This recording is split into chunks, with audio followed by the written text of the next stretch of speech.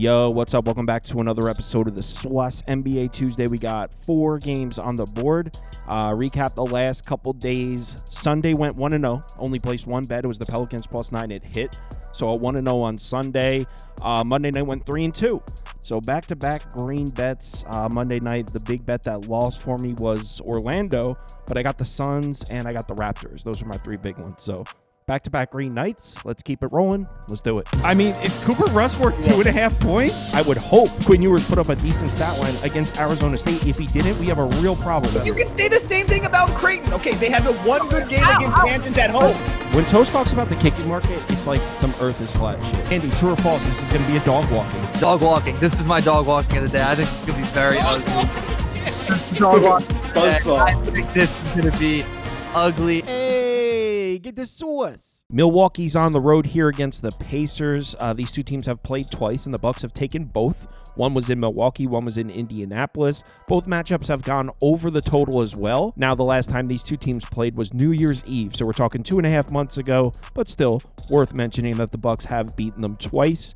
Pacers are on a back-to-back with a travel here. They just played the Bulls in Chicago, immediately fly home with no days off, and Indiana has not been good in these spots this year. On 0 days rest this season, the Pacers are 2-7 against the spread, 3-6 straight up. And on top of that, no question, Milwaukee's been playing better basketball than the Pacers recently. In the last 10 games, the Bucks are 14th offensively, 2nd defensively. That's against the 11th strongest schedule. The Pacers are 6th, 16th against the 21st strength of schedule. So the Bucks have been playing better basketball against a stronger schedule. Those numbers against the last 10 games might be a little bit misleading here. The Pacers have dealt with some injuries. Remember, right before the All-Star break, Miles Turner got hurt. Then Halliburton's missed a couple games. If you just isolate the 7 games since the All-Star break that the Pacers have played with both Turner and Halliburton on the floor, looks pretty good. 5-2 straight up, 5-2 against the spread. And this Bucks team was on a warpath. That might be over.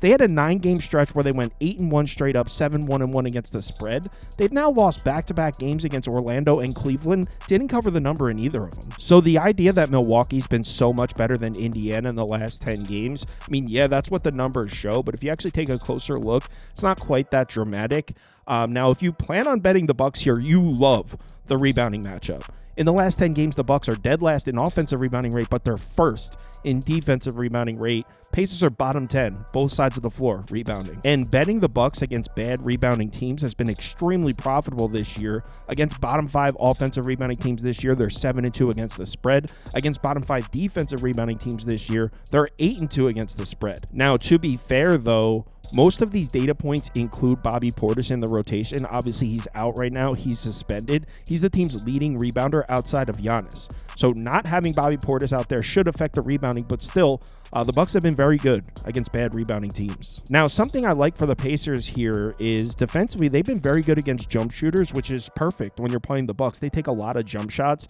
The Pacers' weakness defensively has been keeping their opponents out of the paint. Now, that's a terrible matchup when you're playing Giannis, but in terms of the rest of the Bucks team, there's not a lot of pieces that can get to the basket consistently. So I actually like the matchup for the Pacers defense a little bit. The problem is you can say the same exact thing on the other side of the court. This is not last year's Pacers team that attacks the rim a lot. They actually haven't been attacking the paint that much. They've been very jump shot heavy, which also is the strength of Milwaukee's defense. So I kind of like the matchup for both defenses in terms of shot zones. Injuries on the Milwaukee side, we got Giannis listed as probable. We got Lillard listed as probable. Bobby Portis Jr. is still suspended. On the Pacers side, Halliburton listed as questionable. He was a game-time decision earlier tonight, did not play, so we'll have to wait and see with him. TJ McConnell is not on the injury report right now, but I would imagine he will be. He something with his ankle, and he was a game-time decision, didn't play, so we'll have to wait and see with McConnell. As far as betting this game, this is an ugly one. Everyone's going to hate it, but I'm taking the Pacers at +3.5. I know they look so ugly against the Bulls. I took a loss on Pacers -4.5, so I just lost betting the Pacers last night on a back-to-back. But the truth is, even after tilting the model a full 4 points towards Milwaukee, even if Halliburton and McConnell don't play, I still have this one at Milwaukee -1.5. So I saw plus 3.5. I took it. I'm on the Pacers, plus 3.5 next game. Washington's on the road in Detroit here. These teams have played once so far this year, was in DC. Pistons beat them pretty badly. Pretty sure it was back in November. I don't have it in front of me. It wasn't recently, but the Pistons went on the road and beat the Wizards handedly, 124-104. Obviously, the Wizards are on a back-to-back here with a travel, flying from Toronto over to Detroit with no days off. This season, the Wizards have not been profitable on 0 days rest. I mean, they haven't been profitable on any days rest, but on 0 days rest specifically, 3-7 against the spread, 1-9 straight up. So they've won one game all year on 0 days rest. Obviously, you don't need me to tell you how much better the Pistons have been than the Wizards. If you own a smartphone, you already know that. But in the last 10 games, the Wizards' numbers don't look that bad. They're 24th offensively, 15th defensively in the last 10. 30th in strength of schedule. And if you take a look at the Wizards' recent schedule, they've had a lot of easy games in there. Meanwhile, the Pistons are top 10 offensively, top 5 defensively, 18th in strength of schedule. As far as the matchup on paper, I mean, it's a very good matchup for Detroit on both sides of the court. As far as the Pistons offense, they've been running transition nonstop. On the season, they're 5th in transition frequency, but recently on this hot streak that they're on, they've been running a lot of fast breaks. They've been getting out and running a lot, and that is great news because the Wizards are literally the worst transition defense in the NBA this season. They're dead last, 30th in defensive efficiency in transition. The strength of this Wizards defense has been putting pressure on jump shooters, but here's the thing. This Detroit offense is not reliant on taking jump shots. They get out and run, and they attack the paint a lot. In the last 10 games, they're 4th in paint frequency, 1st in efficiency. Now, I know if you look at the recent data when it comes to the Wizards defense, it actually looks like they've been playing some solid defense on the interior. But again, you got to look at their schedule. Who have they played recently? The Hornets, the Heat, the Jazz, the Raptors, the Nets, the Magic. A lot of bad offenses. Detroit does not fit that mold. In fact, they've been one of the best offenses in the NBA recently. Now, you can question their strength of schedule as well. Not as bad as the Wizards, but they've had a little bit of a questionable schedule. But no question, this offense is way better than the teams I just named that the Wizards have played recently. The Pistons should have no problem scoring in the fast break. They should have no problems getting into the paint and scoring on the interior either. Add on the fact that the Wizards are on a back-to-back. Pretty sure Detroit should be able to just name their number here when it comes to the offense. Now, what about on the other side of the court? Well, shocker. It's a great matchup for the Pistons defensively as well. Wizards also like to get out in transition. Pistons 4th in the NBA in defensive efficiency in transition. Washington's also been shooting a lot of threes. In fact, they've kind of been hitting them recently. They've been kind of an average three-point shooting team. Pistons top 10 three-point defense recently in the last 10 games. So, yeah, it's a good matchup for the Pistons on both sides of the floor. Injuries on the Washington side, we won't have a report yet. They just played earlier tonight. There's a lot of names we have an eye out for, though. Marcus Smart didn't play. Chris Middleton didn't play. Malcolm Brogdon didn't play. So we'll have to wait and see. I would imagine they'll be on the injury report again. But as of right now, we don't know what the situation here is with the Wizards' injuries. On the Detroit side, same as it has been. No Jaden Ivey. Other than that, they're at full strength. As far as betting this game, it would only be Detroit here. Even if all those pieces for Washington play, Chris Middleton, Malcolm Brogdon, Marcus Smart, which I very seriously doubt they all play. But even if they all play, I still have this one at 17.5 for Detroit. So Washington on the back-to-back. I honestly might. There's a 13.5. I might take it. Give me Detroit here next. Brooklyn on the road in Cleveland. These two teams have played 3 times, and shocker, Cleveland's taken all 3. The Nets actually did cover the first one back in early November, but as a whole, the Cavs have not had any problems with this Brooklyn Nets team. Obviously, Brooklyn's on a back-to-back here. They just played a home game against the Lakers, immediately flew out to Cleveland. On the season, the Nets on 0 days rest, 5-6 against the spread, 4-7 straight up. The Cavs have definitely taken advantage of these types of opportunities this season. Cleveland, with the rest advantage this year, 12-3 against the spread, 13-2 straight up. So off to a great start if you plan on betting the Cavs here. Now, in terms of matching these two teams up on the court, obviously the Cavs have been a much more efficient basketball team than the Nets recently. You don't need me to tell you that. In the last 10 games, the Nets are 28th offensively, 22nd defensively, 25th in strength of schedule. The Cavs are 1st on offense, 4th on defense, 22nd in strength of schedule. I'm really not liking the matchup for the Brooklyn offense here. Now that Cam Thomas and D'Angelo Russell are back in the mix, we are seeing the three-point volume come up a bit for Brooklyn offensively, but A, they haven't been hitting those three-point shots. The efficiency numbers look pretty bad. And B, the Cavs have been a top 5 defense against the three-point shot in the last 10 games. So I just don't see where the consistent scoring is coming from here for Brooklyn. Now, if you are looking to take the points with the Nets here, I do have something for you. It's a little thin, but check it out. So the biggest defensive weakness for this Nets team has been protecting the paint. I mean, this is a terrible interior defense. Bottom 5 in the NBA, and they have been for a while. Here's the thing with that. Actually, Cleveland's offense really hasn't been efficient at all, scoring down low. Bottom 10, bottom 5 in the NBA. This is an offense that does pretty much all of its damage from the perimeter via jump shots. And check this out. Brooklyn, as bad as they've been recently, in their last 10 games against teams in the top 10 of three-point frequency, so teams that shoot a lot of threes, 6-4 against the spread. So betting the Nets against teams that shoot a lot of threes actually has been slightly profitable. Now, I know that's razor thin. It's Cleveland at home against the Nets.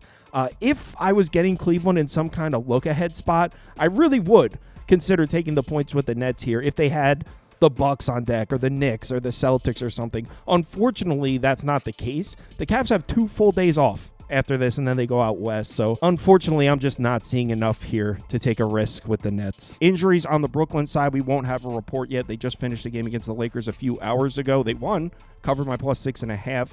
I would imagine Cam Thomas is going to be on it, listed as questionable. On the Cleveland side, we have nobody on the report. So as of right now, it's looking like the Cavs should be at full strength, and they don't have any reason to rest anybody here. They got 2 full days off after this. As far as betting this game, I pretty much have it right on the market here. I have it at 18. So I guess at 18.5, a slight lean towards Brooklyn, but that's assuming Cam Thomas plays. So, I mean, really don't have much of a lean in this one. I guess I'll say Nets or pass, but I can say pretty comfortably I won't be betting this. Next, Clippers are on the road in New Orleans. These two teams have played just once this year, was back on December 30th. Clips got the win. Final score was 116-113. New Orleans did cover, and it's important to point out that both Zion and Ingram, Brandon Ingram was still on the team at the time, they were both out for that game. So a very short-handed Pelicans team covered against the Clippers the last time these two teams played. As far as how these two teams are playing right now, well, the Clippers finally seem to be playing some basketball. They've won 3 in a row, 2-1 against the spread in those 3.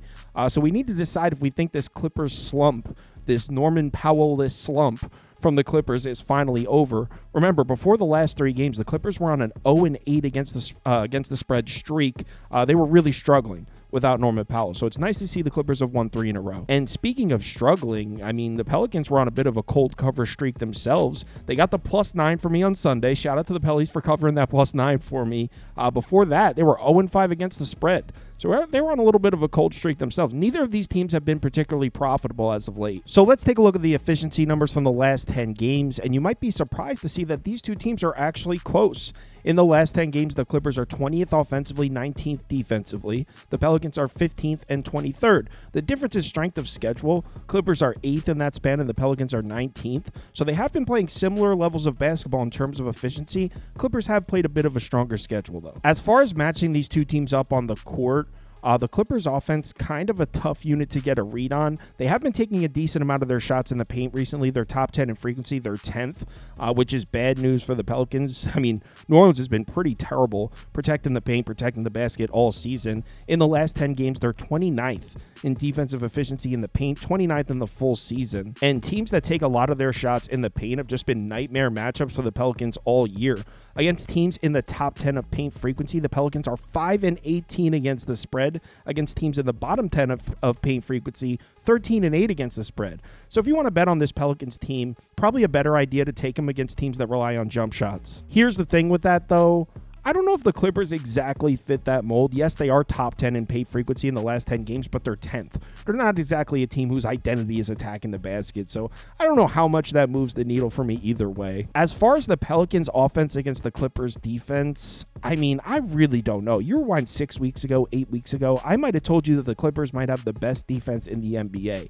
They've been pretty terrible. I mean, in the last 10 games, they're 24th in defensive efficiency in the paint, 24th in defensive efficiency against the mid-range shot, and 24th in defensive efficiency against the three-point shot. So the Clippers are bottom 10 in defensive efficiency in every single shot zone. So I really don't know how we could trust this Clippers defense right now. They haven't been good in a while. Injuries on the Clippers side, no Norman Powell, no Ben Simmons. That's not new. They've both been out. Other than that, Clips should be good to go here. On the Pelican side, still no Brandon Boston. He's been ruled out. And Kelly Olynyk is on the report. He's been ruled out as well.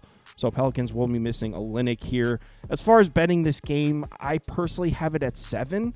So I guess if you can get a 6, maybe a slight lean on the Clippers. But if I'm being honest, I don't have a ton of faith in the Clippers defense right now, like I was just talking about. So I guess Clippers or pass. I'll let you know on the live show, but as of right now, just Clippers or pass. Live shows, I think we're going to do 2 tomorrow because we got daytime college basketball. We are deep in the thick of the conference tournament. We got basketball games tipping off at like 11:30 a.m. So I think we're going to do 2 shows. The early one will be college basketball. NBA will be at 4 p.m. Eastern time. If you're able to make it, would love to see you in the comments. I think I'm going to drop a video later tonight. I mean, if you're one of the people that's been asking about the Sauce Network app, it is up and running and you can download it. I'm going to put out a video explaining how to use it and explaining how to set up the notifications. So, I mean, I can send bets directly to your phone. I'll put out a video explaining all that because if you download it right now, you're probably going to have a bunch of questions. So I'll put out a video maybe tonight, maybe tomorrow on that. So yeah, let's have a good one. Back-to-back winning nights. Let's keep it going. Please remember to bet responsibly. Hit me up in the Discord if you need me.